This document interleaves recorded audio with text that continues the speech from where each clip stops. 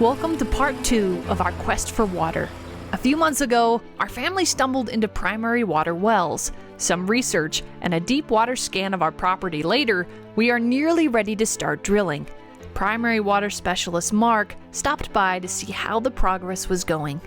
Today we're here with Mark Burr, and the name of your company is? Primary Water Technologies. Yeah, Primary Water Technologies went ahead and surveyed our land here, gave us a spot to be digging at, and that's what you see behind us is our rig that Bryce has worked so hard and you've been following. It's been a lot of fun. Anyway, you're responsible for us being here. And some of the folks you're talking to are my clients in Spain, South Africa, and across the U.S. It's just amazing. So you have been followed by a lot of people that you had no idea, including people who are going, I'm going to get my own rig. Oh, wow. So they are gluttons for punishment. Oh, they are. But in this world, they're making it harder to drill everywhere. And we preach water abundance. We preach water is there.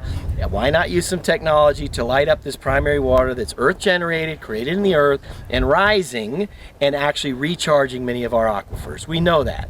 Geothermal looks for it when they go deep in a steam form. When steam cools, it condensates.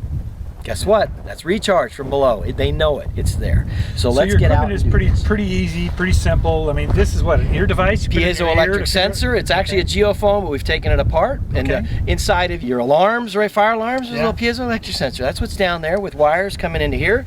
And a very small device that is basically a listening device to Earth's natural resonant frequencies. And what's your range with this? Our range for depth is from 0 to 2,000 meters. That's over 6,000 feet. Obviously for water, which is my total focus, we're around 250, 500 meters max when we want to see what's below your area to get a feel.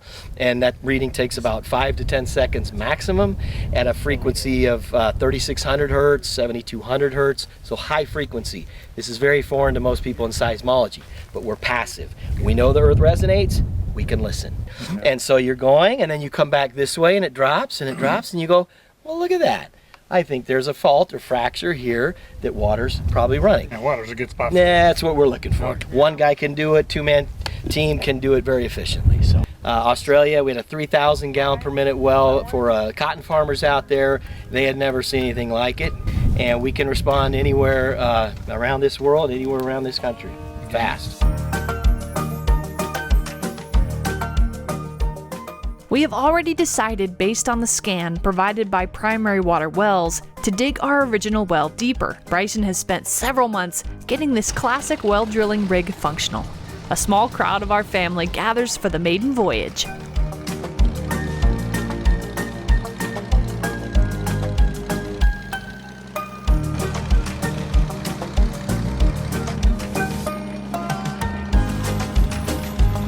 We're waiting for the quadcopter in the air before we can do this. Jared, our pilot, is missing from action. We got a crowd today. Is this your crowd? Yeah. We're cheerleaders. My sister Jocelyn.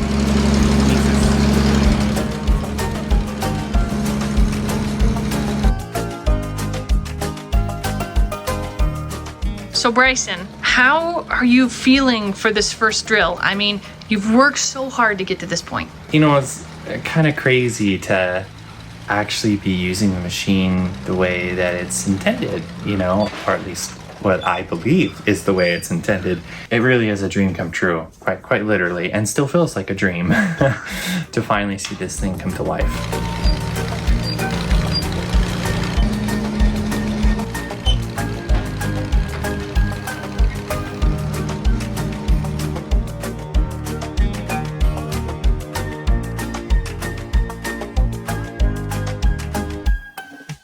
I have a burning question, and that is, how do you even know where to start? I mean, nobody here that we know of has drilled. How do you even know what the steps are to do?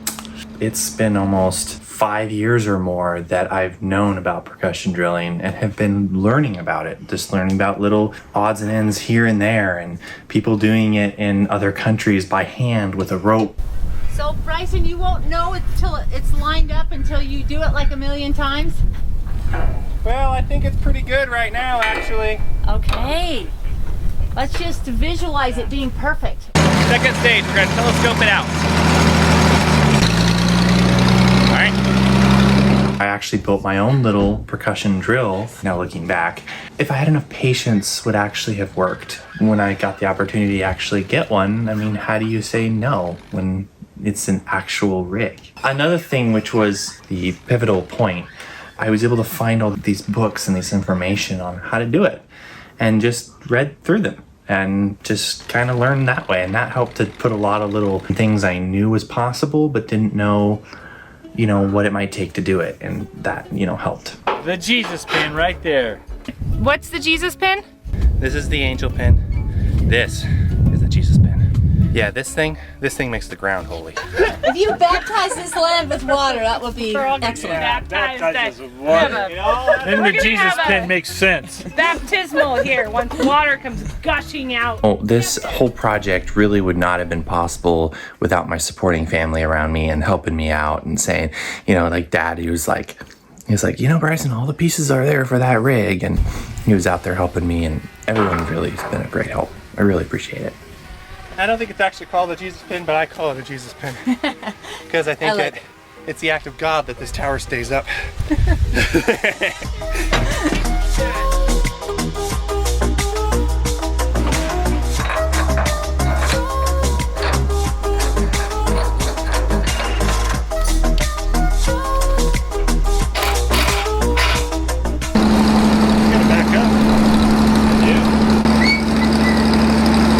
Just get it, you know, a few inches above the well.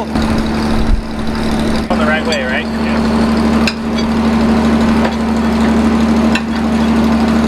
I don't know if you can hear me or not, but he's adjusting those so that this is more center. The little drill bit goes more center down. And that adjusts what this is.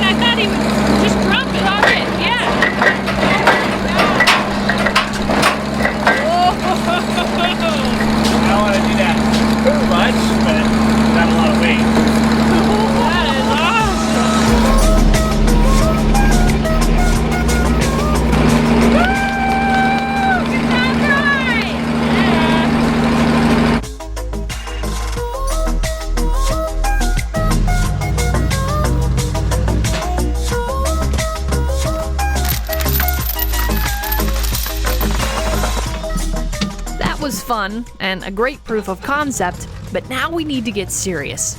Bryson grabs his drill stem, but he needs a wrench to attach it to the bit. Luckily, he thinks he has some small wrenches that might do the job. This is what I used to tighten everything down with. It's just the casual wrench you have in your toolbox. Do we have a toolbox that'll fit in? I think so.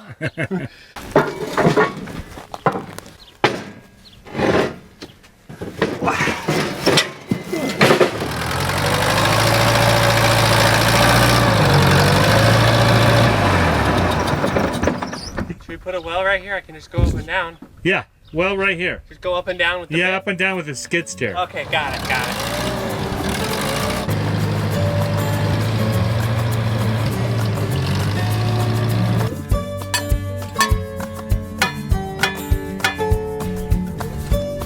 drill it.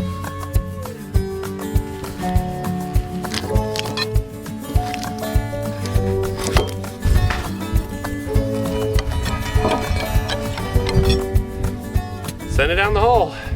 So, you know these wrenches? Big wrenches? They're too small. That size won't fit on that. So, our neighbor is very kind and has a torch. So we're gonna bring it over to him and he's gonna cut a like 1/4 inch off the end of it.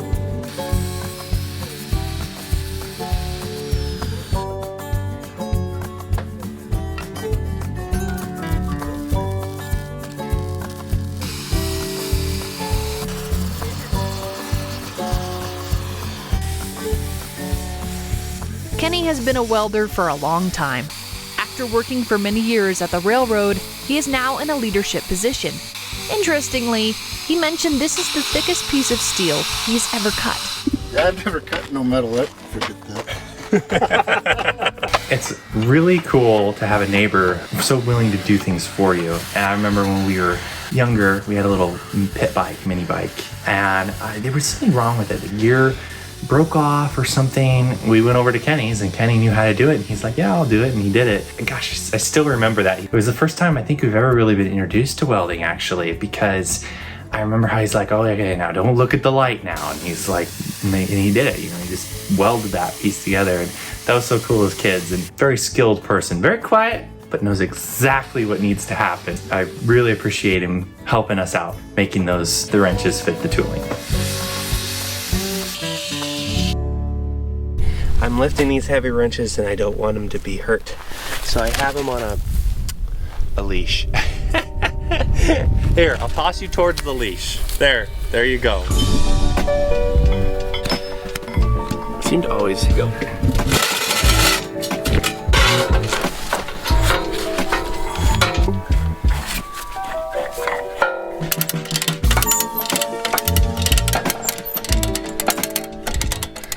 I didn't think it needed to rotate that much. Me either, but it really is going, isn't it? After a lot of trial and error, we got our bit on. This might need to be sharpened. I don't know what a sharp bit necessarily should be, so I'm just going to drag the whole system with the skid steer so we can get them connected up to the actual rig itself. It's actually come time here to lift the bit. We're supposed to have a little tool that fits on this little end here, and the thing is you don't want to pull on the cable like that, otherwise you'll kink it and you'll really lessen the life of the cable and stuff. You know, no kink thing is supposed to fit over here and put this at the perfect angle so you don't kink it. But unfortunately I don't have that. So what I'm going to do is lift up the end with the skid steer. The cable is an extremely important part of the digging process. A kink would jeopardize its strength. They take extra precautions to keep that from happening. I think it's gonna be okay here.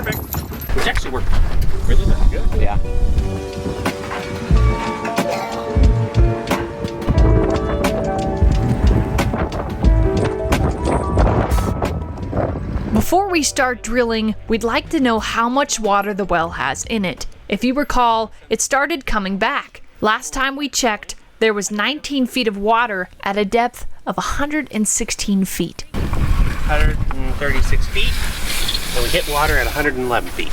So that's 24 feet. So that is growing 5 more feet, right? I find it kind of humorous that it's starting to go up now that we're ready to drill. Yeah. You need water in there, don't you, to drill? I do. There you go. It's a blessing. That's just filling it up for you so you don't have to go get a load of water. Yep. So this method of drilling requires that you add water as you drill. The drilling string of tools are made up of various parts screwed together. It starts with the rope socket, then the drill stem, followed by the drill bit.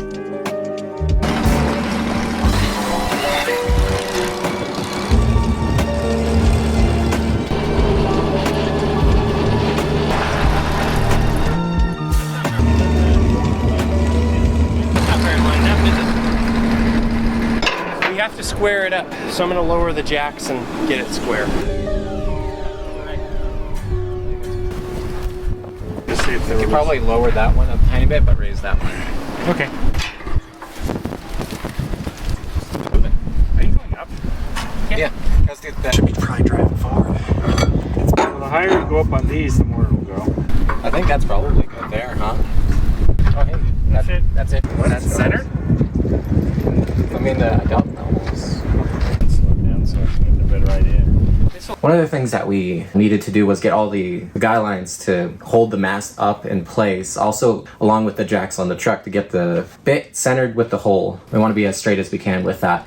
because if we get it a little bit off instead of going down, it'll start like drifting sideways, and that'd be bad. That wouldn't be good. No. So it is like a plumb bob, but the rig also has to be straight for that plumb bob to work properly.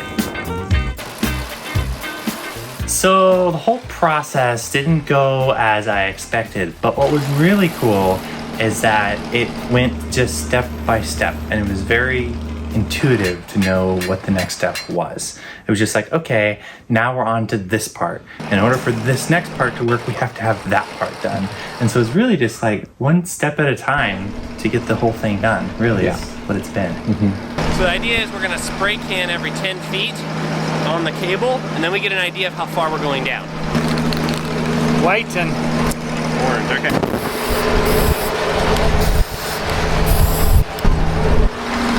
I can't reach 10 feet, it's up there. You've got the bit down there, and you've dug a little bit. That moment of this whole crazy idea, to me it's crazy, and it actually is working. You're digging. How did that feel? So I don't know if anyone's ever like gone to concrete and you've had this jackhammer and you've been jackhammering concrete for an hour, and finally that piece of concrete breaks loose and you're like, yeah! That's kind of what it felt, I would say. Like finally, like we've known it's rock down there, and over the years we've tried to bust it up to get through it with all these little things, and finally we send this big hunker of a rig down there and it just breaks through the ground like it's butter, really. Yeah. It was a very nice feeling. Look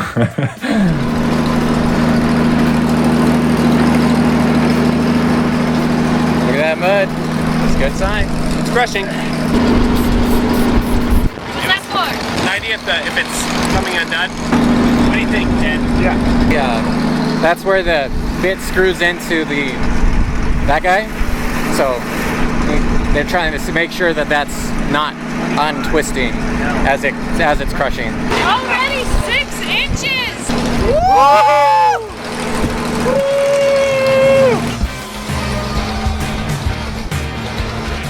A baler is used to pick up the crushed rock at the bottom of the well and deposit it into the tailings pond.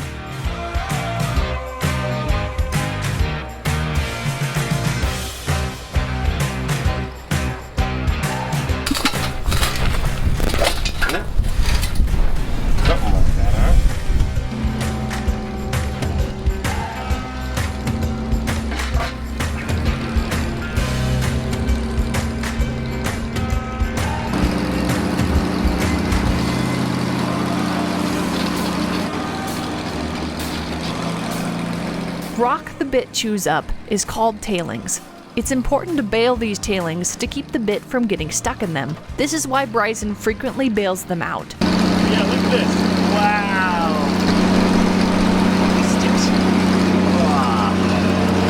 Nice. Did you guys see the fish jump? Welcome to the MyLittleHomestead lake. Freshly pumped out of the well. We've only gone like 20 feet. I know. And we can't run her dry. We've been bailing and bailing and bailing and bailing. And this is how much water we have. This thing's like here. It is very deep. You know, it's probably about half a foot deep, 6 inches. 6 or 8 inches. That's like as much water as we haul for the couple days.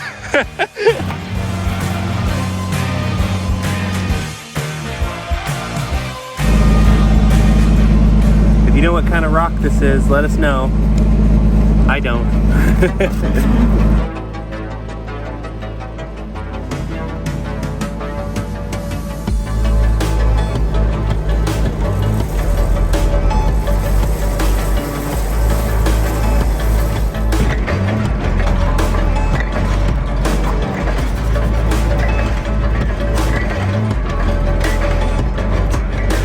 Every now we're digging in rock.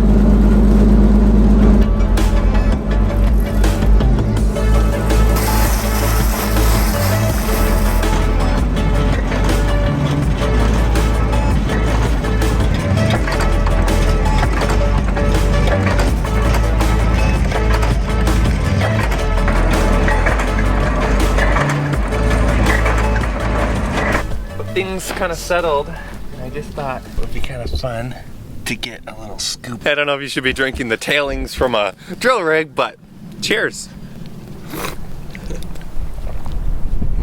It tastes quite good.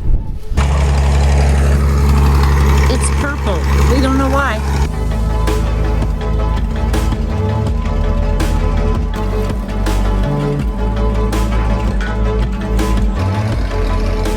It's purple. Why? Oh! Oh! Yes? And it wasn't very good though. It tastes like rock. So what's purple? I don't know if it's gonna look. Okay. We did figure out what that purple rock was. Plum slate. It's a type of slate that's common in our area.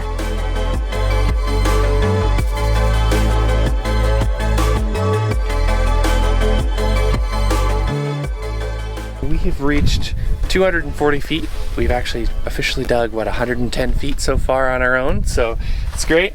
I'm just receiving a lot of comments about using jars and stuff. I do have a pair of jars for the drill head. I just didn't put them on because I wanted to actually fill the cable and such. But now, after about 100 feet in rock, I think it's probably a good idea to probably put those on, as I'm starting to see why you put those on, and that is that the bit tends to get stuck in the hole. That will help prevent that. And the second thing is I also got to sharpen the bit. Now thinking back on more recent events, this was one of the last projects that I got to do with my dad. It's such a good feeling that he was willing to come out and help with this. And now I got all those memories now of us putting together this thing and doing it for the first time. And I'm very glad that he was still around to see it working too. Very grateful for that. Sweet. So now I got to take this off. We're going to use it. Attach it up there. Attach it up there again, yeah, to try to keep that from kinking.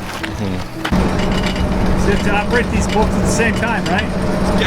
Yeah, playing a bit of Jenga. But it might go cattywampus on you, so let's just be careful. I'm just going to Like, I don't even like standing here. Here, I'll stand over by this tree branch. I really think we should guide it down. Let's put a rope on it, and then I can pull it. Don't hit the cactuses, Dad. Okay, I'm gonna go ahead and lift up this one. Don't drop this on me. Promise I won't. Ready? Ready.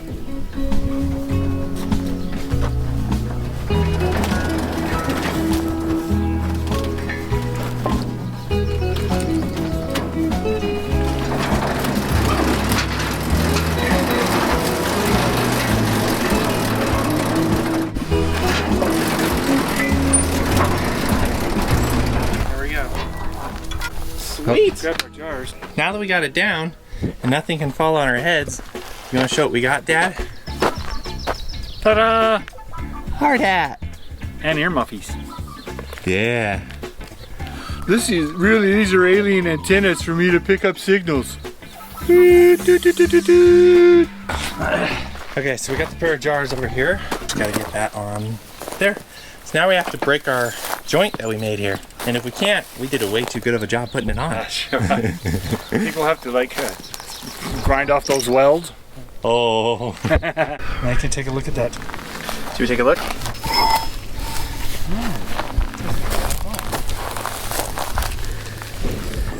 Don't really look worn. All right, push that thing back in. Okay. All right, cool. Now, this, in Star Wars terms, is what we call Jar Jar. The most unpopular Star Wars character of all time. It's because this bings when it hits the ground. So it's Jar Jar Bing. Jar Jar Bing. Hence why. You're over there. What would I do without him? I would still be over there. Appreciate you. Oh yeah, this is what we do. I'm wondering though how this is all going to work together. The length? Well, no, the distance this travels through the up and down motions. It'll work.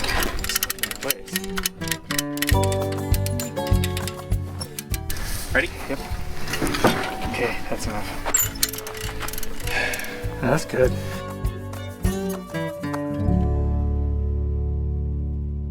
We were going to get back to the show, but really quick, we wanted to let you know that we have a new t-shirt design that is I believe in abundance.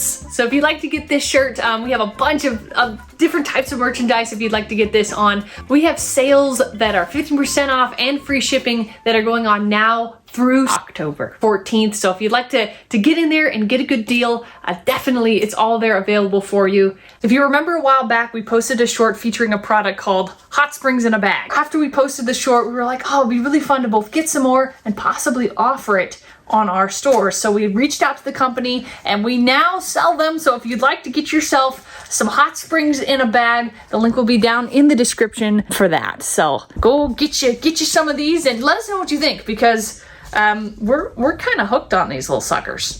All right, let's get back to the show. So Mark, how did you get into this business? This business guy who was pitched this concept over 10 years ago. Earth generates water. You can find it anywhere. Starts in California over 100 years ago, of Stephen Reese history, Paul Power, who just passed away last year. Like anyone, I said, that's really important, right? In this time where we say there's no water. So I did my 6 months of due diligence and said, this is real. The science is actually overwhelming.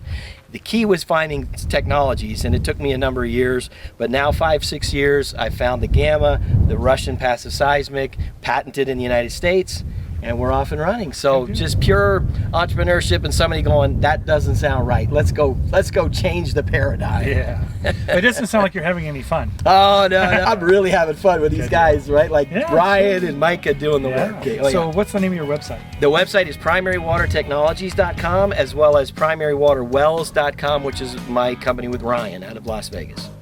Okay, good deal. Well, look him up. Mark, we sure appreciate you coming out.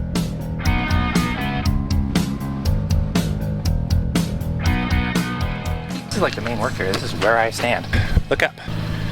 See that pulley at the very top? Wiggles. Just something about this kind of makes me feel a little better. Now we're gonna go ahead and use the sand reel to lift us. That's the same thing before, just because I don't want to kink this.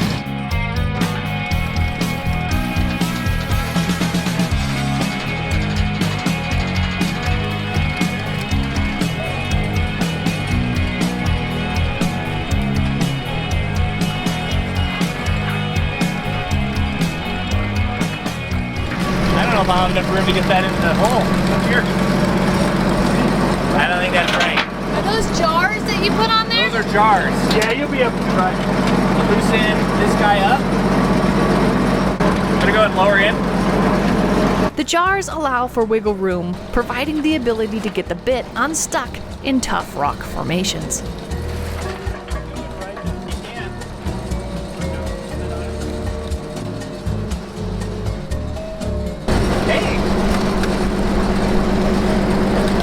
Those jars are longer than I am. Our jars, they're the linkage that connects us to the rest of the bit, but they're important. So if this part of the bit was to get stuck, you could use this to slam up on it and release it from the stuck position. So there's two of them, one there. And they're just like a linkage. They come together and then they allow it to be, you know, if it gets stuck, you can tap on it and bust it out, you know.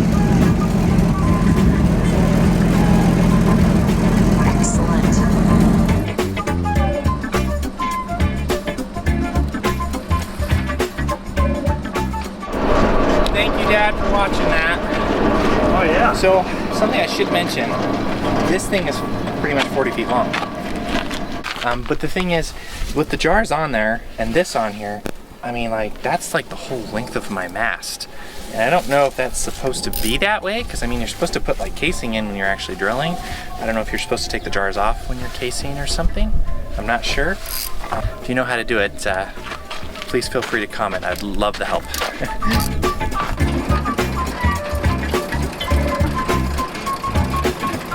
Yeah, you got another 5 feet. Yeah, you could. We're good. The manual shows how a sharpened bit should look from all angles. Bryson is gonna give it a try.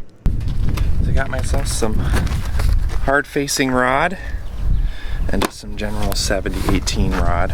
I've helped to resurface this bit, get it all sharp. That's probably high enough to work on it, huh?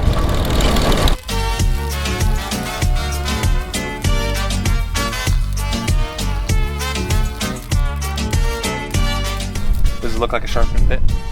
Does that look sharp to you? You gonna send that down the well? Yeah. Actually, no, I think I should just build it up with hard facing. Don't you think, Dad? Yeah. Stick in hand.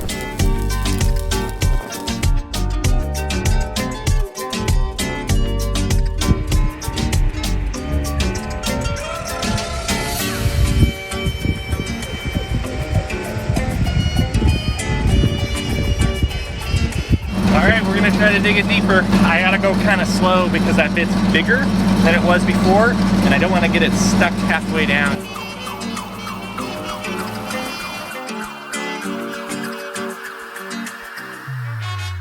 Go check out Bryson here and see if that bit's working well. Digging down. Well, dug a foot. It is holding up really well. There are some little cracks in there. Well, you have to stop it in time, don't you? Because if you don't, it's going to clunk into that.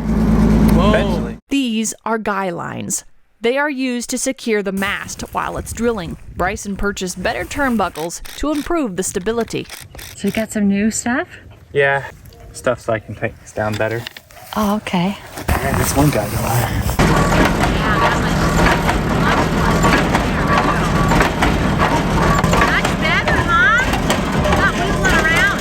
The whole tower's just super steady now. It's the way it's supposed to work, I think. Yeah.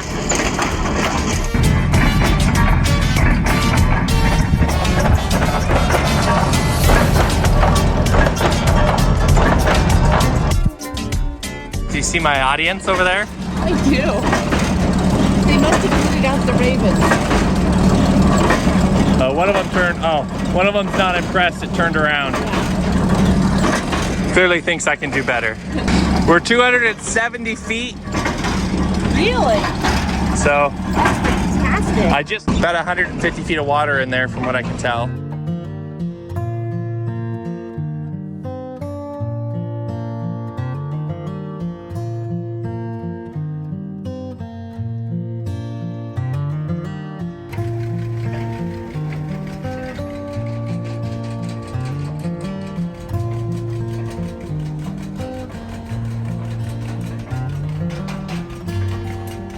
What is Bryson up to?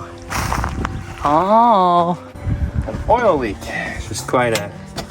No, it wasn't too bad, and then it really started turning bad. So I was gonna deal with it, but then it got too bad to deal with it. So looks like it's the gasket on the old governor that's on this engine. Just try to remove those bolts and see what happens.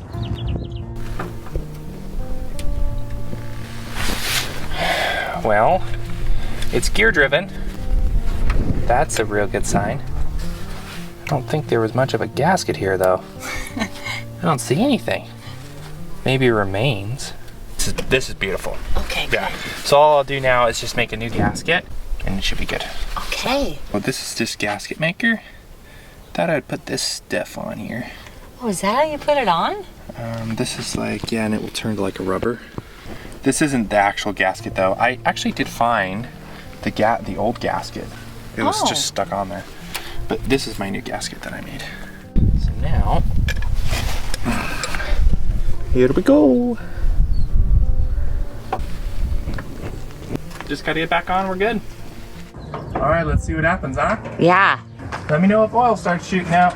Okie dokie.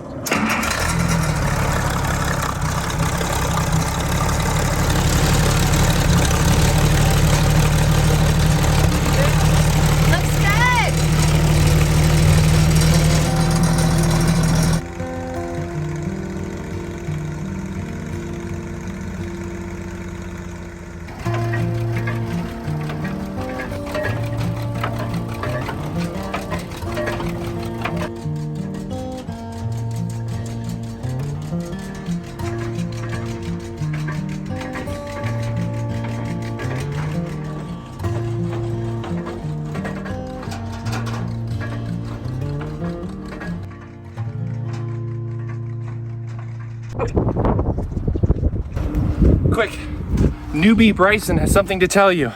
Up at the top here, at the top of the sputter beam.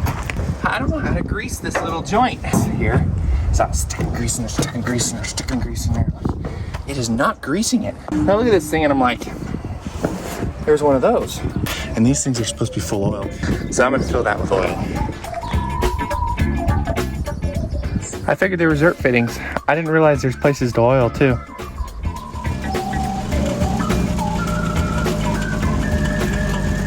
We've been trying to catch on camera moments when it kind of sticks and then you see the jar in action. Still very purpley. No? Nobody's resolved to turn the camera on. I swear it was just stuck a moment or two ago. Here it goes again. Oh, there.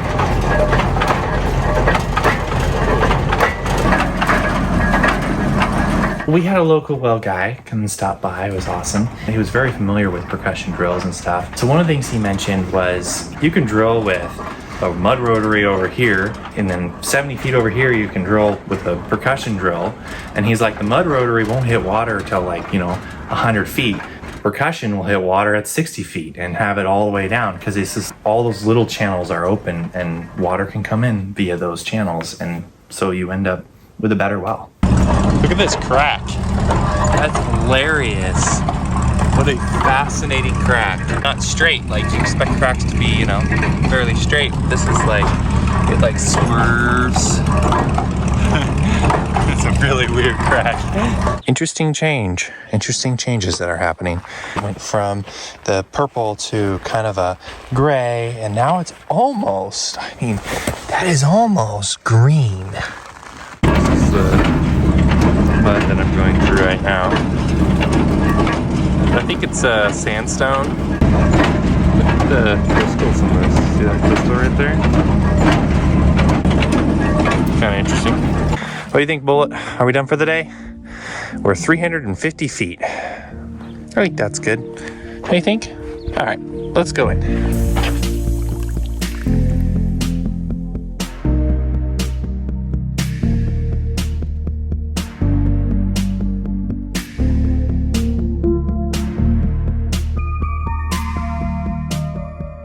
Welding time again, Bri? It's welding time. Just refixing it. It was all busted out pretty badly. Making it sharp so it'll go in like an arrow? Making it sharp again, yeah. Yeah. So cut through the rock like butter. Slowly figuring out this. When I first did this, I didn't weld it quite right. So I had chunks of my weld falling off. So I learned I had to preheat the metal before I weld. That significantly helped that, I think. Let's take a look at that beauty. That's nice. Yeah, so I spent a little bit more time on it. I did fill in more with the 7018 rods. It looks really good. It looks sharp, ready to chunk a bunch out of that. Oh yeah. It's day number who knows what. Bryson is on top of the tower. Somebody save me. I'm greasing joints. Greasing joints. Don't do it at home. Watch me do it. Have a harness too. You don't want to mention that. That just takes all the cool out of it. Yeah. Keeps you safe. So that's all we care about. Keeping you safe. Here drilling. Uh-huh. I set this up on here. And this is to let more cable out. And I got it set just perfect. So it was letting out cable as it was drilling. It was beautiful. I fell asleep. That's fine. I remember when I was a machinist, some cuts that you would take as a machinist would take like 20-30 minutes, and I'll just be sitting there waiting for it because you can't leave those machines. I did fall asleep doing that too, so I understand. I'm just greasing all the joints, doing what I normally do. I do this every day because one more side of grease.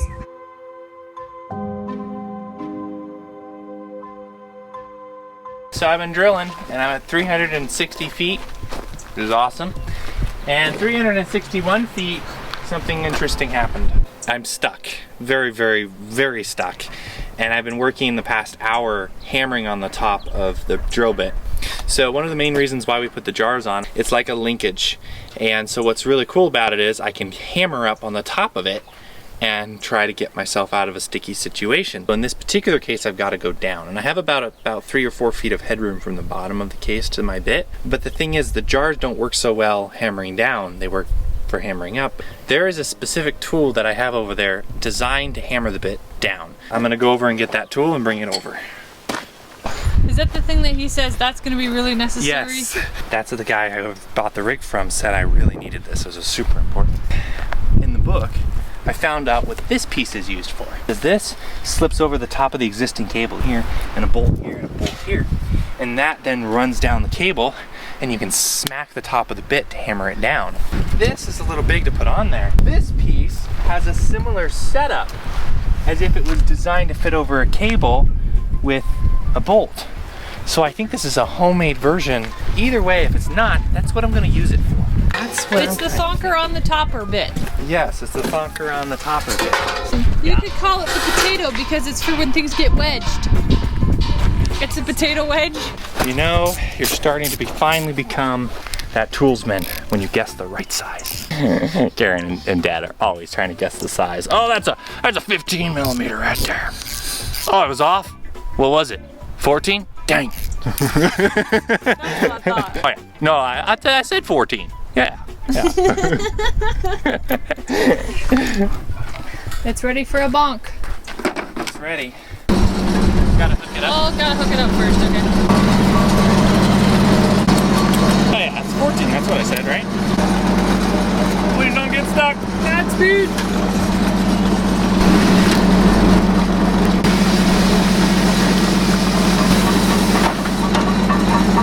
It hit? Hit. So you think Okay. it broke loose? I think it just broke loose. So let me bring this up a little way. Let's see what happens with this guy. So there's an orange mark. If that orange mark passes this point on the cable, it's unstuck. Hey, hey! Bryson! Bryson, what happened? What happened? I don't think it's stuck. You don't think it's stuck? What do you mean? Did it rust off? Really? Yeah, it is real. How? All right, well, I'm gonna pull up the cable. There's no point having that down. I'll just see what's at the end of it. There's nothing on it right now. You think that the bit broke off down there? Okay. Uh-oh. You shouldn't be able to pull that. Oh. It was pretty gnarly. I heard it. It busted off when it was stuck. Well, 350 feet. There's about 200 and some odd feet of water in there. So we at least have that.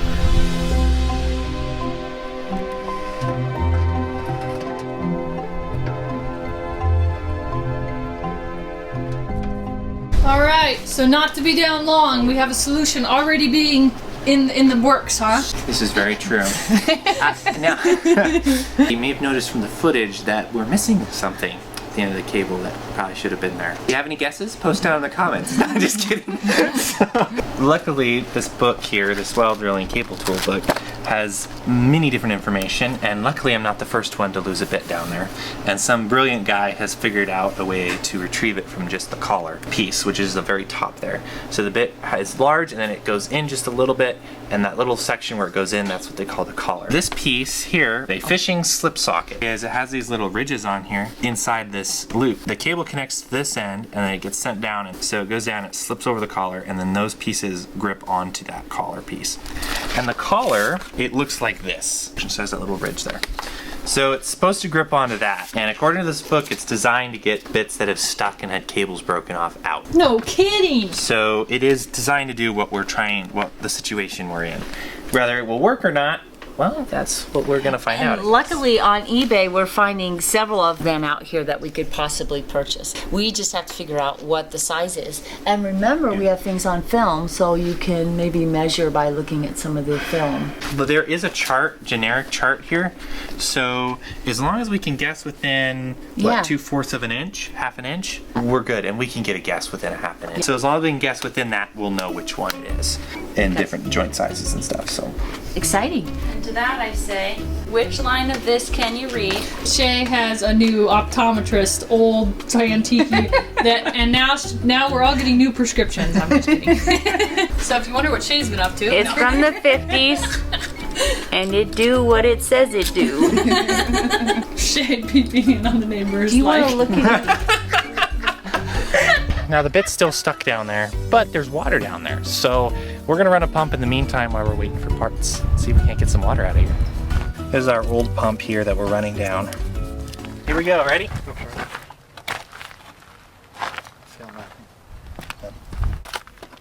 Turn on. You listen. You can hear the sound of water going into our tank. So we have it at the moment kind of sketchily hooked up, but we got water, and it's heck, at this point I'm just so thankful we have water. I'll show you. This is it right here.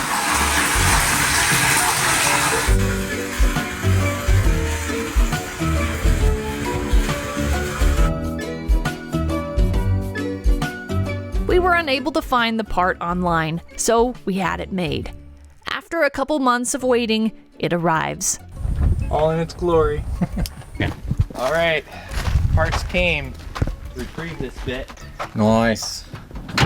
So they had to, I think they had to make these. Yeah. Hopefully that will fit. Mm-hmm. Cool beans. Well, come see it. Wow. That's gonna do the magic, huh, Bri? Yeah, it is. So you got both parts that you needed too, huh? Yep. And so this will attach to my cable, and then this will be the piece that actually latches onto it. There is a kink in this cable, and it's about 70 feet up. I think that was my bad when I sent that guy down. I didn't reach to the bottom, I ended up kinking it. So I'm having to cut this cable back. Before we can use this new part, we need a new connector on the cable. Now I have to literally fray each one of these. According to the book, it said clean it in gasoline. That's good. Let that rest for just a second. It'll... Like that? Yeah. Okay. So Evel Knievel plan. Torch on here, then we pull metal out of there and pour into there. Zinc, pour in there. Wow, look at that. The temperature waves. Got it. Zinc melt at 780 degrees. So I have to be careful because the wires will deep temper at 900? Something like that. It's a pretty big needle, but still have to thread that needle. Because if we go too hot and detemper these, they'll just snap right off. Won't even hold anything. Yeah. Oh yeah. Should probably move some of them when it was wet. Should be okay. Yeah. That's the way the last one was. Mm-hmm. Easy peasy. Cool beans. Come back tomorrow. Yeah. Well, that thing's cool. No touchy the hottie stuff.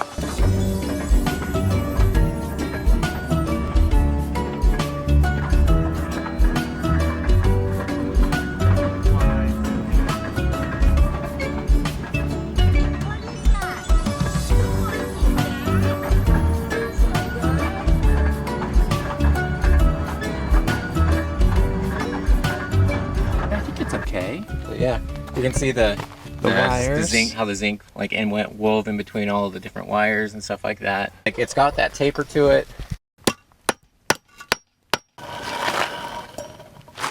Ready? Perfect. Boop.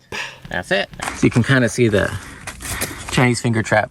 These are angled up this way to snag on, so once it's in there, it should just be in there. And this whole thing is held by a spring, so these actually can be pushed back slightly, and when they get pushed back slightly, they do open up a little bit, and then they slant, because there's actually a slant inwards that pushes these together. Ridges, these go on these here, so they should just like lock in. Yeah, this is exactly what we have in the hole at the very top of the bit. You can see the ridges that Jared was just talking about. As with anything, there is a chance that it may not come out. Research tells me it will, but if it doesn't, we're gonna go until the cable breaks at this joint again, which is 30 hours. I've been pumping water out of our well, by the way. 5 gallons a minute, and we're only like 20 feet under the head, the water head, and it's been working great. So for months, for the past 2 months, we've been doing this, just temporary setup. So even if, let's say, this bit completely fails and I cannot get it out, it's still a wonderful and valid well with over 200 feet of water in there. So it's gonna be beautiful. We just wanna reach that point that we had scanned to really get that, know that to really confirm the primary well water. Yeah. So I think somebody described it as popping a big water pimple.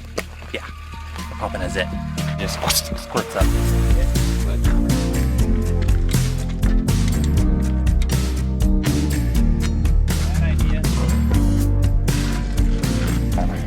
So we're ready? Yes. Looks like they're about ready to begin their fishing expedition. See, this is how people fish in the desert. I'm ready to send it down. I got off my water. Okay. Okay. I love how there's some effort there for the paint job. It's like it's gonna be absolutely scraped to snot, but boy, it looked pretty going down. They did a wonderful job making this piece, didn't they? It's beautiful.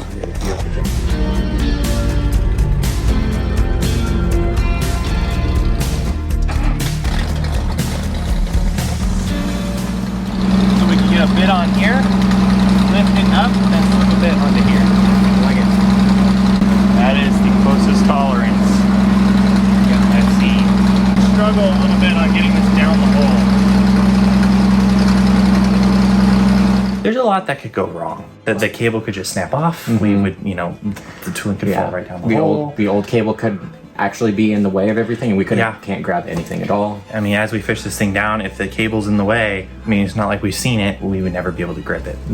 So, yeah, and then also too, hopefully we have the right neck size. If we don't have the right neck size, it's just going to go. It's just going to float over it, and then nothing, or not fit over it. You know, so yeah, it's going to be interesting for sure. I remember reading a story, but it was this guy who got his tooling stuck in a hole. And so he sent down a retrieval set, got that stuck. So he bought another retrieval set, sent that down, got that stuck, and then he sent one more down to retrieve the 3 retrieval. It's quite a predicament. Got that stuck as well. And he actually never got a chance to ever figure out how to pull that out. Little things like that could ultimately go wrong, and then you just end up just abandoning the hole at some point. Flats are harder, you know, so you can slowly click on. Yeah. Right?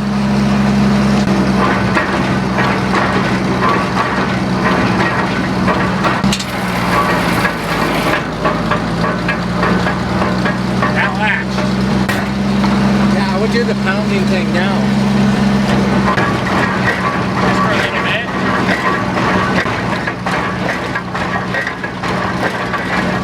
We're latched. They're latched, he said. Okay. You got this. Zoomy, they're latched. They're latched. Is it exciting? Now we just gotta pull it up. We're at the top of the linkage. Hold tight. So I want to lower it slightly. And then start banging on it, right? Just a little bit. Something like that. If you recall, the reason why it broke is because the bit is stuck. Latching to the bit is only half this miraculous battle. The fishing tool must now have the strength to unstick, then pull everything out of the well.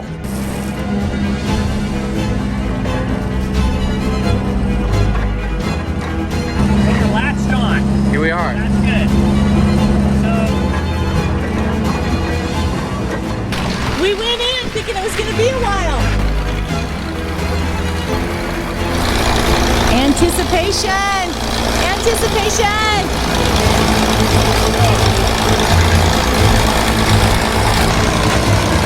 Hey, trouble. Here we go! Yes!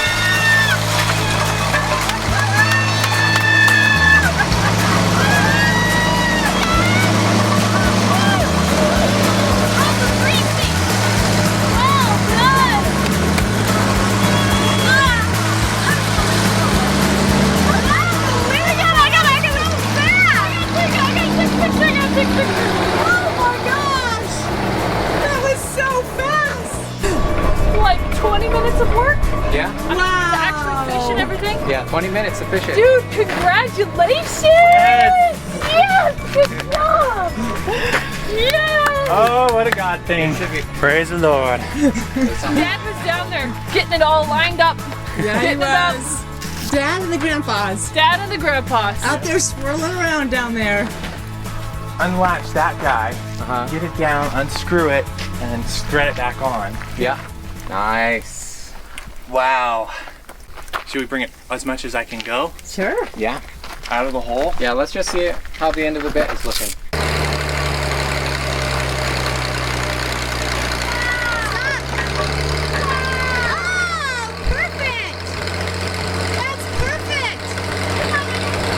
Thank you, Julian. She's been praying for us just constantly. We've been talking and laughing about the axe head floating. I don't know if you know that story, but it floats, baby. It floats. Oh yeah! How did it feel? I mean, 20 minutes. It is a glorious feeling when you wait months and months for something and you don't know if it's the right tool for the job. You don't know if you got the sizes right. You don't know if it's going to fit in the well. There's many things you don't know is going to happen. To actually have it work is incredible. Yeah. And in 20 minutes, no less. That is incredible. It didn't break at my Stuff horror joint. Yeah. From what I understand, that is extremely lucky to have what happened happen. Usually it can be days of fishing, if not longer, and months and months and months of time to get something out of the hole that weighs 1,700 pounds. So, and sometimes they don't. So, let's get an end cap on the bottom here so we can set it in the dirt. I don't know if you've ever tried to take a quarter out of a quarter roll without unwrapping the paper. It's the same idea. Or folding a styrofoam cup inside out. Which he can do. Don't ask me how. I don't know how he does it. Almost there. There we go. Sweet. I have no idea how to undo that connection, do you? This is an interesting dilemma. Because these are like little blocks in here that are loose, as they fall forward, they go in. So it's kind of like a one-way valve or Chinese finger trap. So as we lift on this side, those blocks fall in more into that, which is good for getting it out of the hole. Yeah. But to get it off, which is what we're attempting to do, we disassembled the interior here, which is very cool to see the engineering behind this thing. Yeah. You can kind of see the blocks there. Look at that balance. Oh my!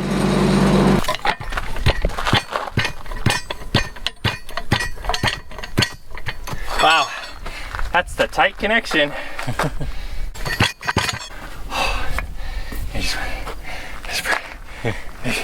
Maybe some water.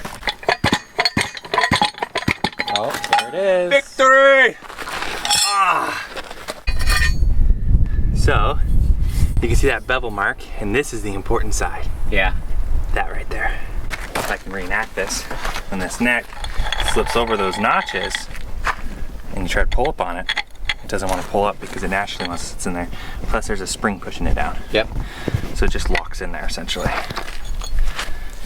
That's pretty cool. That actually took longer than expected, but we got it. Yeah. So now this will be our main sprocket. What's really nice about it is I can actually just look in there and just verify it looks okay. Yeah.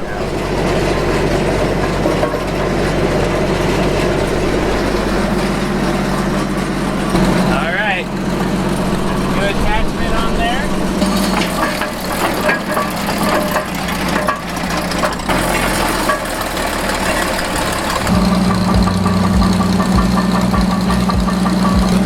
Empty hole.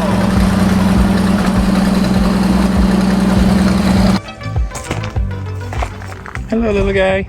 Oh, he's off on a whirlwind adventure. Oh, he's going up in my engine. That's perfect right there. Dude, go get some mice. Take care of them, okay? That is not a rattler. That is a bull snake. Very cool snake.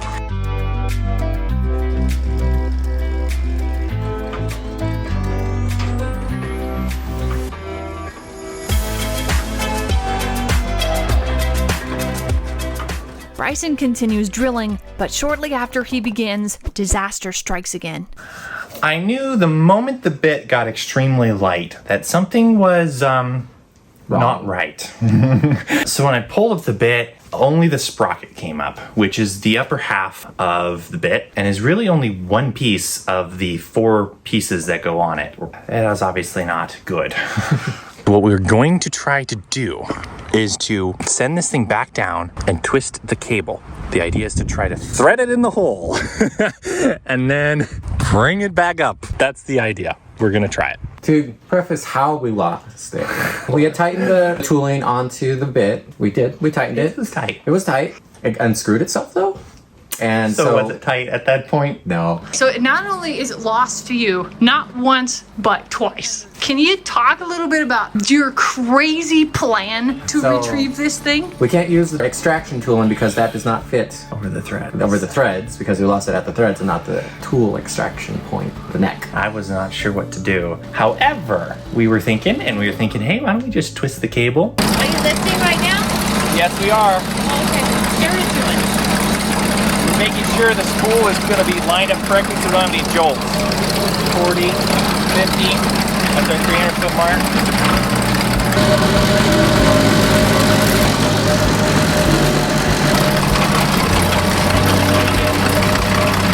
I feel like I'm on a pirate ship or something.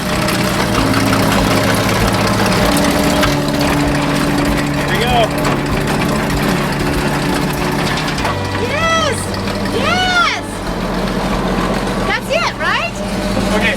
it lower just a little bit? So we can Oh, Bryson, seriously? get there. Yeah, let's stick that in there. Sorry. Okay. Set it on there.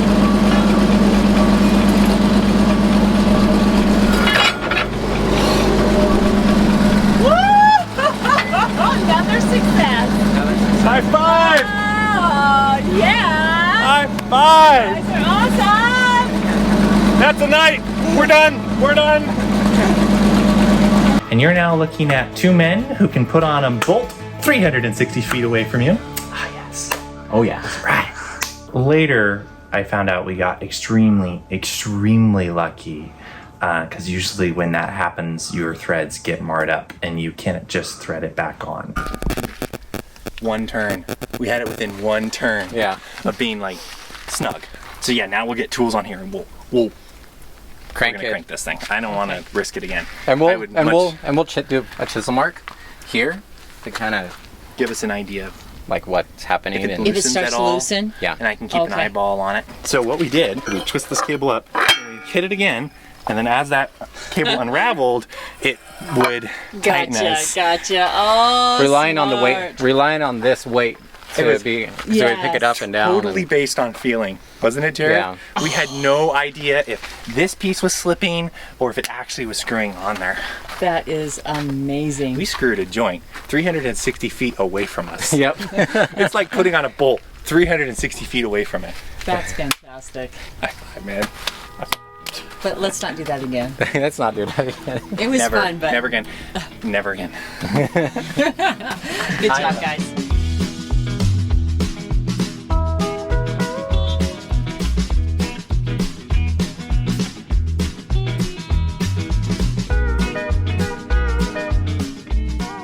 I've gone a foot, so I just passed that point where it was sticking really bad. And what's interesting is I welded little knobs on there, sent it down, broke it loose almost immediately.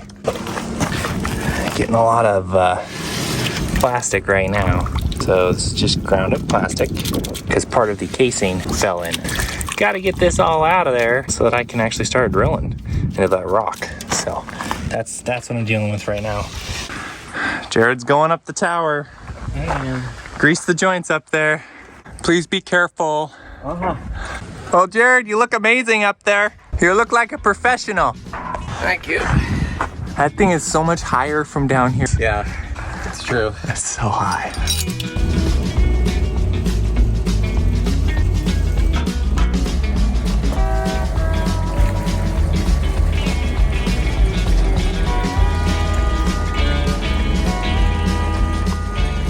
Love your tooling.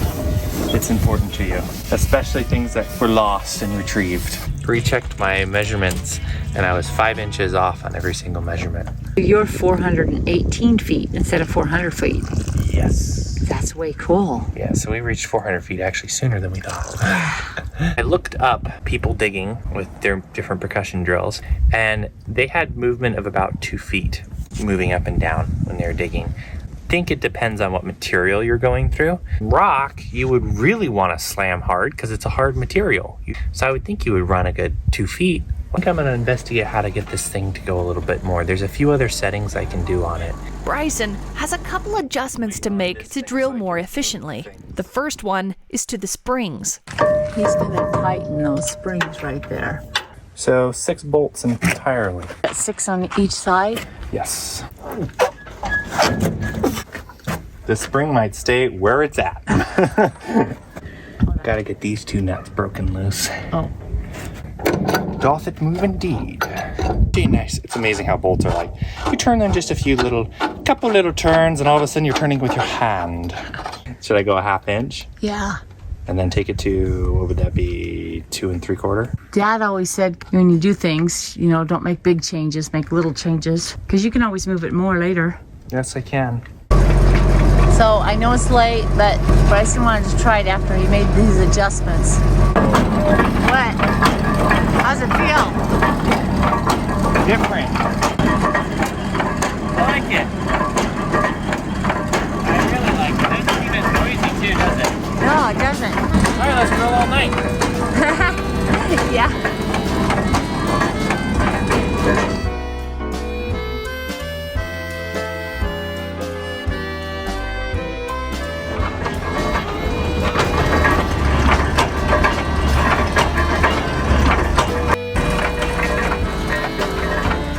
The next adjustment is to the wrist pins, basically giving the bit a larger stroke. For this drill it rig, the wrist pins are generally used in the third hole. The first hole is for fishing, the second and third are for hard rock drilling, and the fourth is for soft formations. It says we're on the second hole. He's going to move us to the third hole and see if that can help speed it along. Our garage sale days paid off because we picked up this bad boy. And you got a post too that you need, huh? I got a post. So this piece here, which is our pitman, and you can see these holes represent different settings. We're gonna move it over to the third hole. That will make our stroke of the whole machine larger. So it's gonna be probably by 3 to 4 inches, which is gonna be quite different. Hopefully we can dig faster. That's the hope.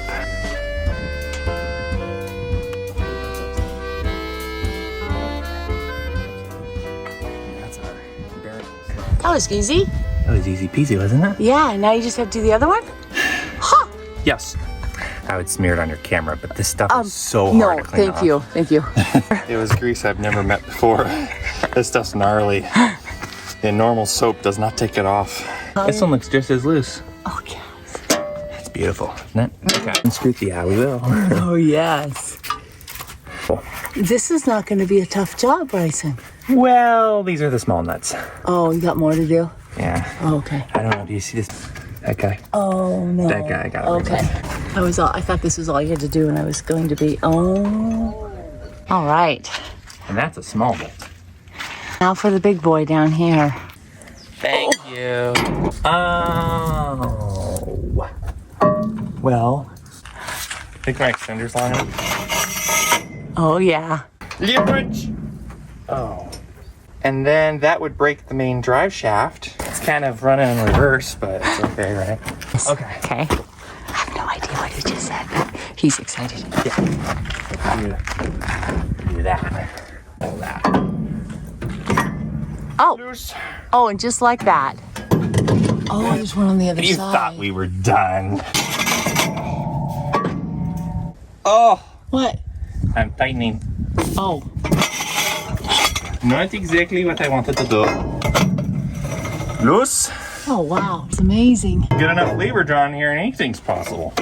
A suggestion from the book was to put a pole through here and hammer on that to break that loose. Okay, new plan. What if I did this? Stuck it through and leveraged it. Wow. Do you want me to pull this down? Yes, that'd be awesome. Almost there. Almost there. Okay. Get something through this hole. It's still pretty stuck in there, isn't it? That was a lot. But we now have a way. Mom learned that using a chisel, just in between right here, just banging on it, broke it loose. Oh! Broke loose! Yes! Perfect! It is out. It's beautiful, isn't it? Okay. All right, so which hole are you putting this in now? It'll be this hole right here. Okay, so count. 2, 3, and 4. These 2 are for harder rocks. Ice cream, yeah, works great for cleaning. As you see, it just dissolves the grease right away. Super nice. Smells a lot like gasoline. And that's it. Stuff's gotta be greased, man. Yes. Everything's so solid steel. It's so tankish. You're like, oh, that will look light. No, it's not light. According to the book, we tighten these down, then we recheck them after a short period of drilling. Yes. You gotta go in and try out this new one. Yahoo! Yes, sirree.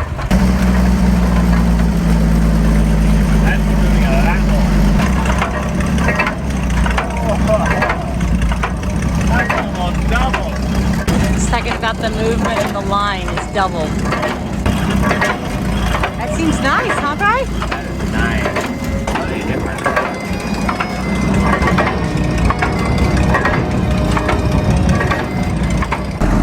Bryson is bailing, but The weirdest thing has happened, hasn't it, Bri? Do you want to tell us what's happened? No, there's like nothing in there. Kind of weird. We lost 10 feet of tailings, which disappeared. They did not come out of the hole. I don't know where they went, but the last 10 feet of tailings are suspended in the water. Around 450 feet, we've noticed a 2-foot increase of our water head, which is an indication that there's pressure pushing up on the water, which could very well be an indication that we've already punctured through our primary water source. Well, we're out here drilling in the dark. Got ourselves a light set up. You can see kind of almost the whole tower. Kind of cool. That's our 440th mark right there. Oh yeah, that's 450, I'm sorry. That's 450 feet. So close to our destination.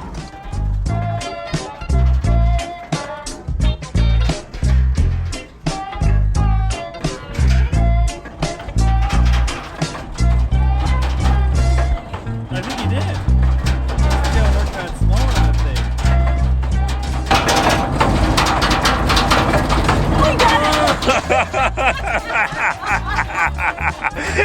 This is me and Mom's entertainment while we're watching this drill.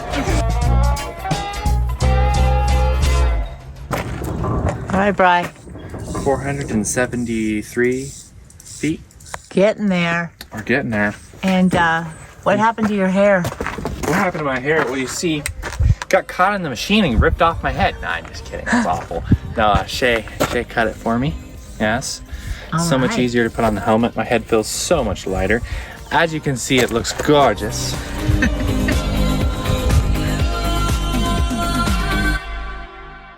Now it's time for the singing Bree to come on to the show. Bree, take it away. This is the day that the well will spray. Then we all will be on our way. This is the day that the well will spray. Right in my mouth! She's helping. She's helping. I pumped my head too, trying to get her away.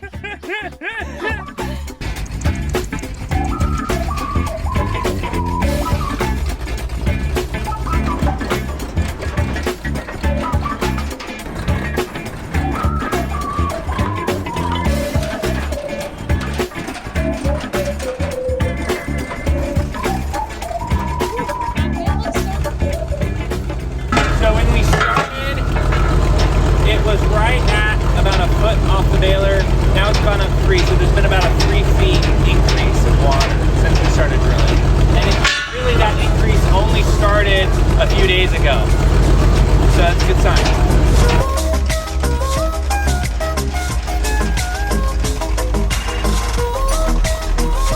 Oh my gosh, where have you been? Zoomy! Where are you? Oh my goodness!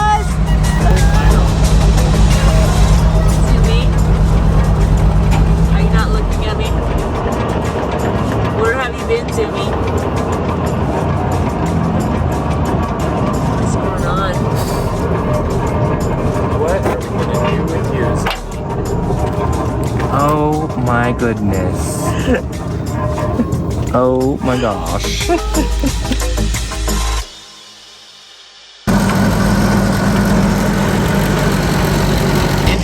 Working well. It was like the belts were misfiring, belts were slamming, like running really rough. I did a compression test and compression was fine. Called my brother and he's like, so did you check points? And I'm like, oh, check the points. They weren't even, there's no gap. It was just solid on. So I adjusted it so there's a gap now and now it's running great. Fixed, working good now.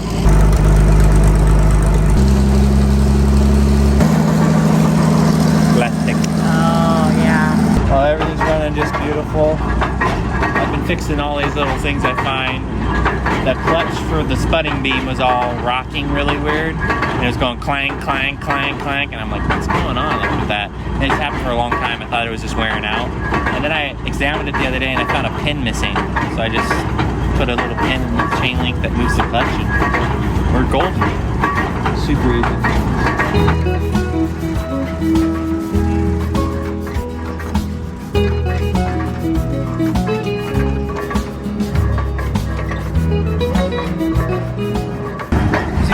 wondering why we have chairs out here. Well, for the most part, the drill rig runs great.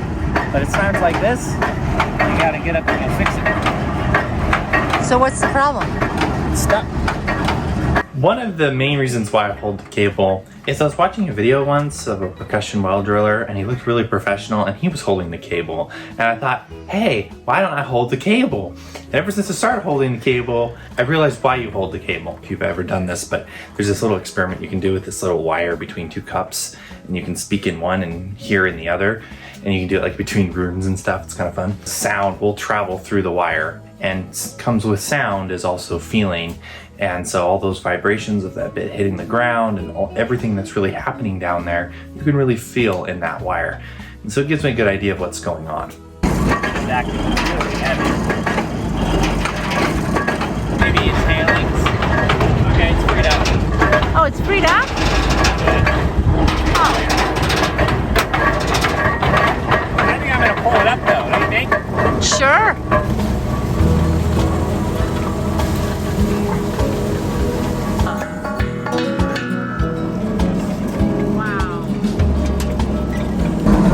What happens when your jars get stuck? So this cable's tight, that holds that wire onto that, so that this can stay centered in the hole.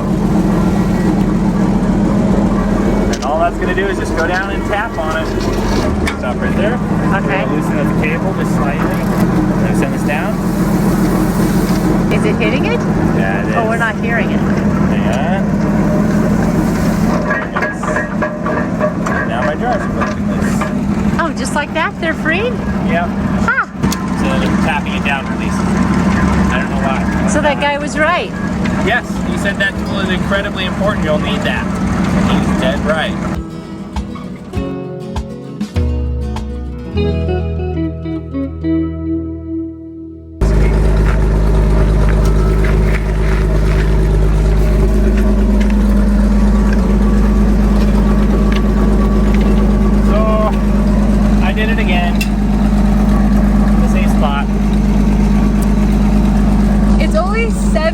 We have to go. 7. Yeah. Yeah, so it's such a bummer. Well, at least looks more satisfying. Like last time it kind of was like, but that looks like, you know, you fought hard for it, you know? It's more gruesome.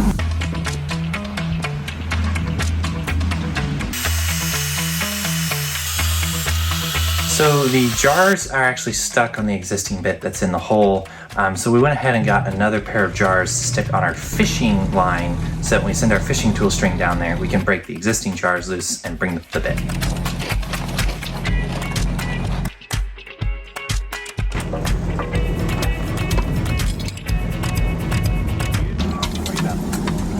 Tighter. Oh, this is... It's time. I've centered it down. Last time, we didn't have any issues getting the fishing socket down to the bit. Bryson has dug 125 feet since then. Because of that, the hole is a little smaller due to the bit naturally wearing down. This has caused a fitting issue for the fishing socket. It's too wide for the hole by just a hair. I feel like I'm so close to the bit. The problem is I'm trying to get the combination socket down to where the bit is. My hole's not big enough to fit it, so I'm having to try to bring it out a little bit to the combination socket. Should be okay. First, he tries pounding through it, attempting to force the fishing socket down. But it's time consuming and it may cause issues by debris falling on the bit below.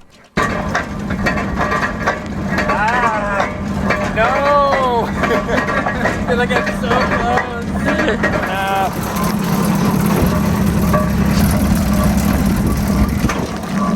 Little notches into it, little nooks. Yeah. But nothing too serious, and all that's put together there. Okay, good. Okay, tomorrow. Until tomorrow. Until tomorrow. It's rainy, it's cold, it's late.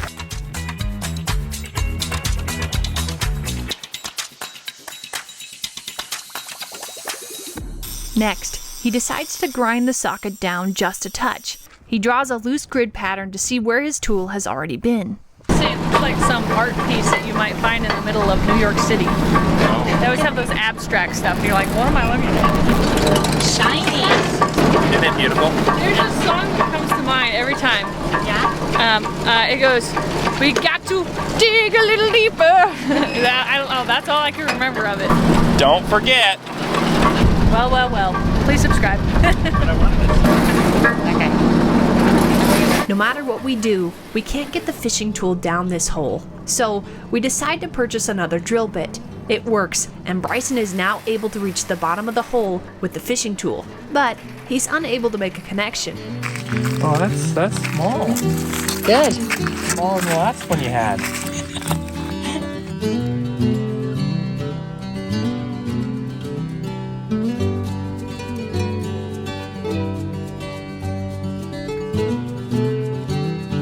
Borehole cameras cost into the thousands, but we find a fishing camera costing only $200. It films at 500 feet deep in water. There's a lot of pressure down there. It's an incredible find. It's got a little light on it. All right, here we go.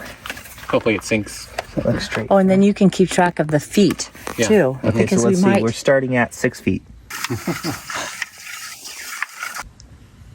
Oh yeah, that's the bottom for sure. Okay. You hitting it? 470 feet. Yeah. Which is, and so we're with the. So that's the 30 feet of the bit means we're actually 500 feet. So I That's. don't know how I got off, and I'm assuming that this is more accurate. Yeah, it's much more accurate than the wires. Than the wire. Yeah, because this actually has. Yeah, because this is, see, now we have to minus 5 feet out of this. So this is 476 feet. Now we have to minus 5 feet because I have 5 feet cut off the end. And then you got to add 30 for the length of the bit. Yep. 501 feet. Bryson, you're in it. Right around the 500 foot mark for sure. You reached your goal. And I mean, that is definitely the bottom. That right there? Yeah. Definitely. I don't know, do you want to fill too? I'm good. Okay. All right, pulling it up? Yeah. Yep. Wow, I can't believe we're that deep. That's kind of cool. And actually, I have a bigger baler. So I was baling a bunch and filled up the whole pond in like 3 or 4 bales or whatever. And I couldn't even change the depth one little bit. And I mean, I was bailing 12 gallons a minute. And we had the well accidentally turned on and it went all night, overflowing our tank and never skipped a beat. By morning, it was still pouring out. So it's a very good well. It's a very good well indeed.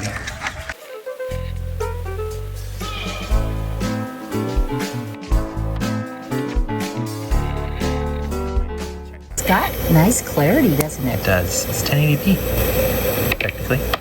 Okay, so now we send it down. So now you're going down. There we go, that's much better. I'm gonna just turn down that audio. That's obnoxious, isn't That's funny, it's got audio. it? So, this is obviously the upper half of the whole well. Casing looks like it's in good shape up here, which is good to know. Oh, you can see the water reflection way down in the bottom of the hole, that little green dot right there. Water reflection, there it is.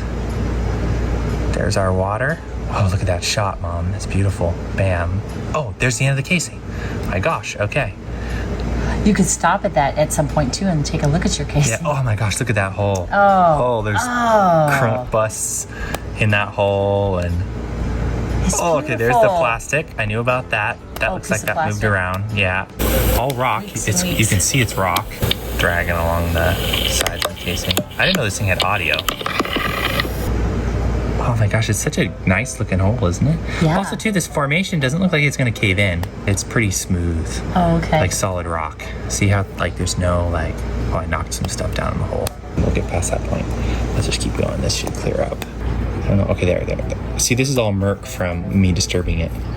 Now this is out of the murk. Okay, so we're going down. You can still see the hole. You can see the whole hole really. Wow, look at that. That rock is really solid. Isn't it? Yeah. That is not. That is so cool. Oh, there's a cavern right there. You dug all that. Oh my gosh, there was a cavern. Did you see that? I didn't. Huge cavern. There's another one. Wow. Okay, what just happened? We're still going. Oh, okay, we're still going down. It's a long ways down. It's super long ways. Wow, it's beautiful. It is beautiful. Isn't it? The material looks like it might have changed. There's another cavern. Look at this. Look at these caverns. There's another one. Oh, I'm not seeing them, but. Right here. Bam, cavern. Oh. Huge crack. Look at that. Huge crack there. Wow. There's another one, big cavern. That might be big is that cavern. where the water's coming in? Possibly, yeah. Maybe that's why it's all stirred up. Oh, look at this huge cavern. Look at that. Massive You're cracks. not on the bottom and you think you are. No, I don't. Oh, okay. No, I don't. Sorry. Oh, yeah, I'm this. seeing now as you go slower. This is all in the blue. This might be in the blue. This is far enough down. Okay, that's the bottom of the hole. Oh, okay. Right there. That's it. Okay, so what the heck's going on? Is that your Covered in bit? sand. Yep. There's no bit poking out. It's just sand. Oh. It's material on top of my bit. But that is your bit. That is my bit. You can see where's the metal rim for the bit? Well, the metal rim would be in the center, but at the moment it's covered in sand. Oh, so we gotta get that. How do you get the sand off? Very carefully. I have no idea. But I know it's there, so... The camera reveals both good and bad news. Debris has fallen on top of the bit, making it impossible for the fishing tool to make a connection. However, the camera has given a more accurate depth reading of the well. To our pleasant surprise, we learn we've reached our goal. Okay. Wow, well, that's so cool. That was successful. Yeah, that's The caverns, those cracks have got to be... I mean, you can imagine holes this big, and those cracks are showing up like that. Those are some cracks. Remember that time we lost all our material?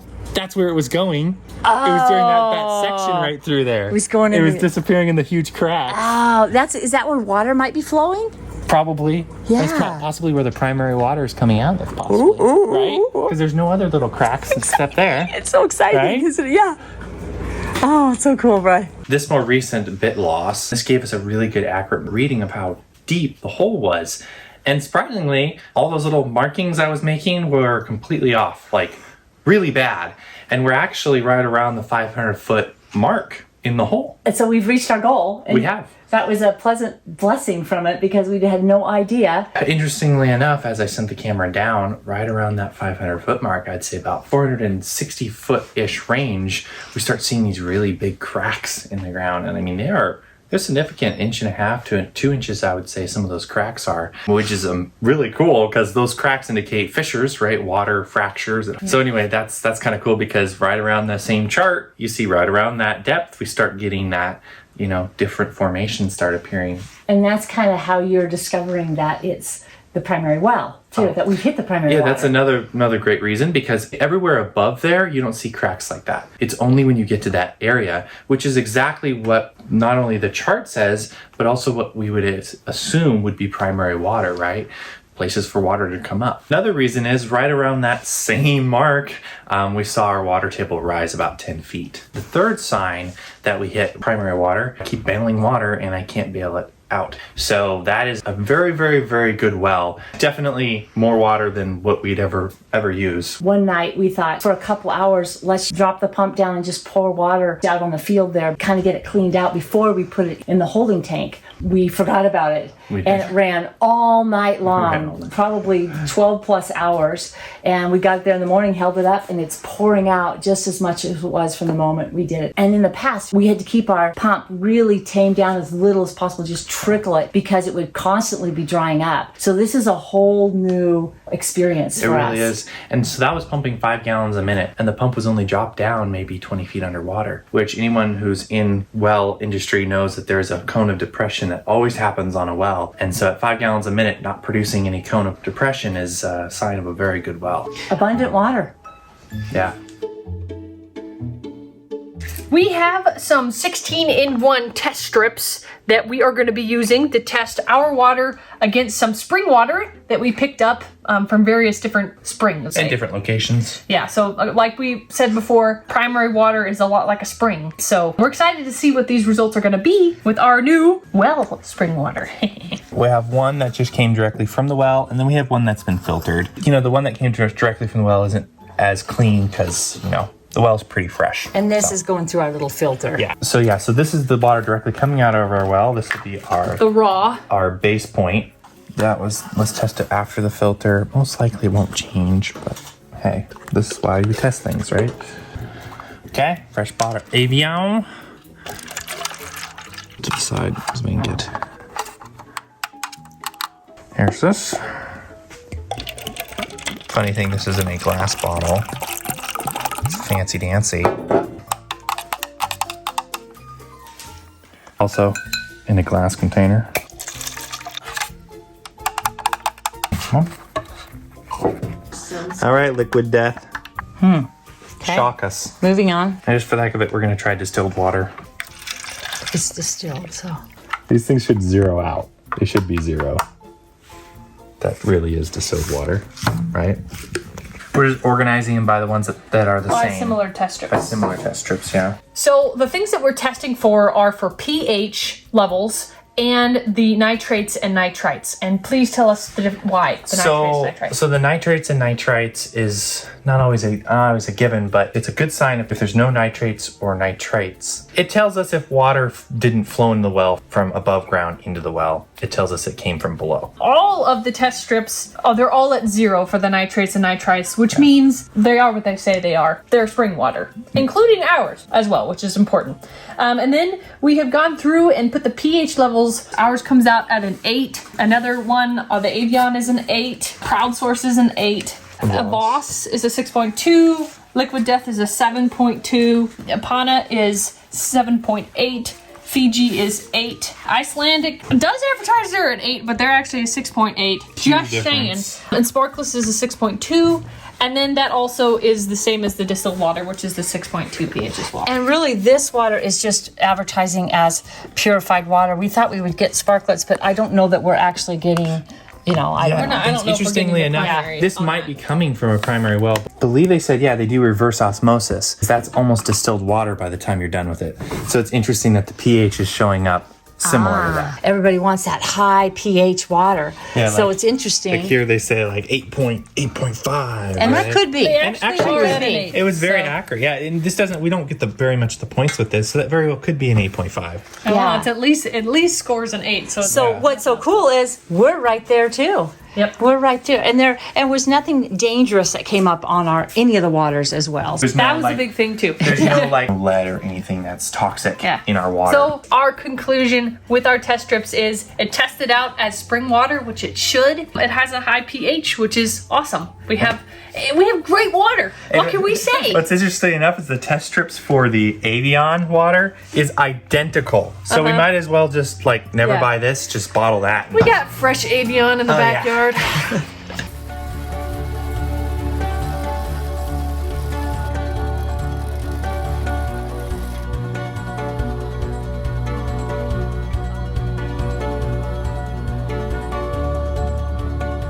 We really want to thank the fantastic group at primarywatertechnologies.com. They did a wonderful job on the well. They not only guessed exactly where that primary water was, but we not only confirmed it in our minds with this test, but we also confirmed it with a digital scan of the well, showing the cracks starting right when they said it would start. Yeah. And that to me is golden for something for well drilling or anything. It's so cool to get the opportunity to take something that, hey, here's this theory that's out of the norm, it's not usual, and to be able to actually go and test it and have it be a fruitful test, an abundant test. Is just we're over the moon with the results. One of the things that the Primary Water Technologies guys they say they can't guarantee quality of water. So there was no guarantee that we were going to get nice quality water out of the well, which we do have, which is just what a wonderful blessing, really. We're really psyched. Now we just got to get that thing out of the bottom of the well, so you can go dig more primary wells. Yeah, I forgot about that. We are at the depth of the well, which is great. The bit is still down there though, and we've been working at it for a little over a month. We don't know what to try next. If you have any ideas, definitely post down in the comments. We'd love to know. We have the well of our dreams right now, and so with the bit down there or not, it really won't matter. But it does, be nice to get that bit back, and I definitely don't want to give up on it. So if you have any ideas, we'd love to hear from you. Post your comment down below, and we appreciate you. A little drop of sunshine at the right time when things look great. A little drop of sunshine. We couldn't be more pleased and excited. Bringing abundant water to our homestead unlocks countless projects that will make our home into an oasis in the desert. This fundamental ingredient is a homesteading dream come true.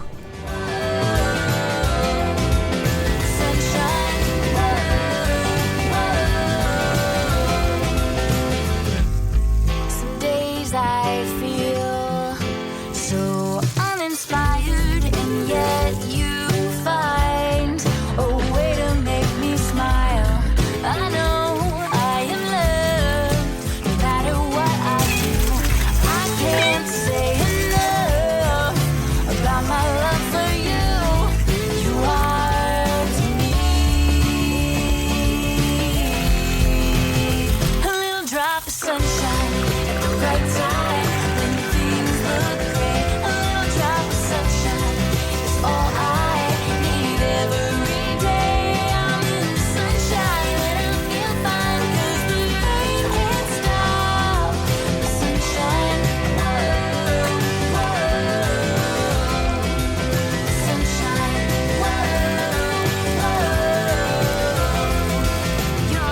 Thank you so much for watching. We sure appreciate you. We wanted to thank you so much for all of your prayers and nice words on our previous video about Dad. A few days after posting it, we had a lot of folks ask us to put a fund together, cover the various costs. So I helped Mom put that fund together, and we just had a bunch of really, really nice donations, prayers, and words that folks shared to us. So I just want to say thank you so much. We'll put the link to that fund down in the description, but please don't feel obligated. We sure appreciate you. Just really want to say thank you from our family. We sure appreciate you watching, and we hope that you have an abundant October. Bye! Thank you! As you can see with my Hulk arm, I can lift this. Oh, there we go. Yeah. Then I can pull it down. Oh, there we go. I can lift it up. Totally not counterbalanced at all. What all could go wrong while you're trying to retrieve this bit? Well, there's a lot that could go wrong. You know, the rig could, you know, collapse and the cable could shoot into space. You could have a rocket come crashing down. A meteorite at the exact time could hit the rig, and then it's all ruined. Realistically. Quite honestly, water could come shooting out of the hole, and the bit comes with it. You just don't know what's going to happen. I'm not. Oh. Yeah. Okay, there we go. Hey, Jimmy's filling that up with water. Glad I don't go back down the well. Thank you for watching our homesteading journey. We post a new mini documentary on the last Friday of every month. If you enjoyed our video, consider liking and subscribing or following. If you really enjoyed it, share it with a friend and tag us on social media. Our links are down below. We want to give a special thank you to our Patreon and local supporters. You help keep our content coming. Before you go, drop a comment. We love to hear from you. Thanks, and God bless. Welcome to the bolt area, where all your dreams come true after a bit of searching. I forgot my hard hat! It was too late. Too late. I was already mostly up there, so Yeah. it's okay. You don't need a hard hat. What's gonna fall on you at the top of a tower? It's just bonking your head. I mean, maybe lightning will fall on you. Maybe. All lightning falling on you. I think at that point the hard hat won't help at all. You don't think so? No. Think you'll deflect it? No. I think it might melt to your head though. If they can't stop lightning. We knew something was not right when the bit got extremely light, and we realized that we needed to be bright and figure out a bright idea of how to enlight the situation. Did that work? No. It didn't. A poem by Bryson.